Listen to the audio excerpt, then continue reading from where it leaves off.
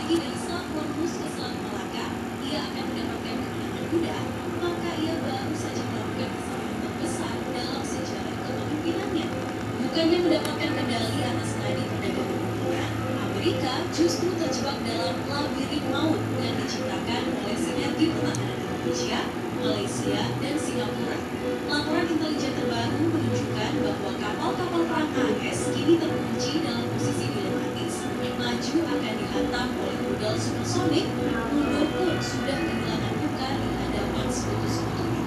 Kini, ketegangan telah bergeser dari sekadar diplomasi menjadi adu nyali dan sangat ekstrim.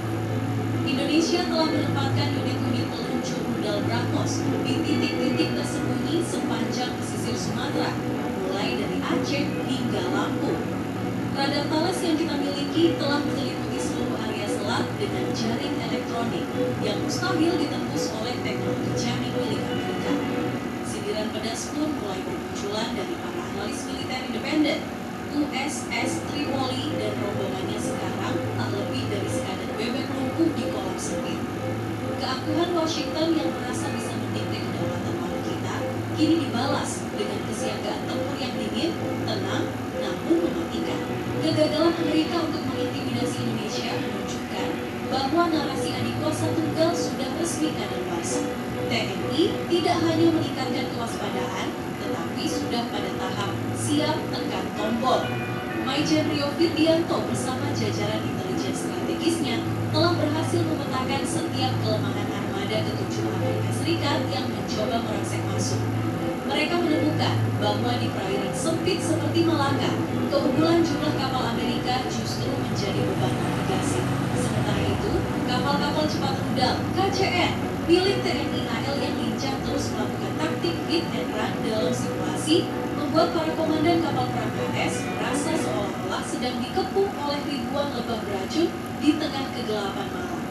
Dampak ekonomi yang dikhawatirkan Trump justru mulai mencekik lehernya sendiri. Akibat ketegangan yang ia ciptakan, premi asuransi kapal-kapal Amerika meroket tajam. Para pelaku industri maritim global mulai mengalihkan rute mereka atau menuntut jaminan keamanan yang tidak bisa lagi diberikan oleh Washington. Sebaliknya, Indonesia menunjukkan wibawanya sebagai pengelola selat yang bertanggung jawab. Kita membuktikan bahwa tanpa kehadiran kapal perang AS pun, Selat Malaka tetap aman dari perompak-rekan patroli MSPE yang solid. Kehadiran Amerika di sini bukan membawa solusi, melainkan menjadi virus yang merusak stabilitas ekonomi yang sudah mapan. Di sisi lain, Malaysia semakin menunjukkan tariknya dengan menempatkan skuadron jet tempur aktifnya di pangkalan-pangkalan yang langsung menjangkau garis tengah selat. Kuala Lumpur telah menegaskan bahwa mereka tidak akan segan-segan melakukan intersepsi jika ada pesawat intai AS yang melanggar ruang udara kedaulatan mereka. Singapura pun dengan kecanggihan 7 unit kapal selamnya telah menciptakan zona sunyi di bawah laut yang membuat kapal selam nuklir Amerika merasa seperti buta dan tuli. Aliansi 3 negara ini telah membuktikan bahwa kedaulatan regional jauh lebih kuat daripada hegemoni transatlantik yang mulai rapuh. Daya pukul militer Indonesia semakin tak terbendung dengan mulai beroperasinya fregat kelas Arrowhead merah putih yang dibangun di galangan kapal dalam negeri. Ini adalah bukti nyata bahwa kita tidak hanya bisa membeli, tapi juga bisa membangun senjata pemusnah yang setara dengan standar NATO. Trump kini menghadapi kenyataan pahit.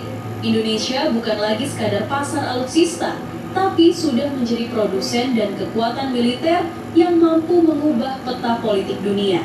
Pertanyaan yang muncul di kolom-kolom komentar media internasional kini bukan lagi kapan Amerika menyerang, melainkan kapan Amerika akan menyerah dan pulang dengan rasa malu.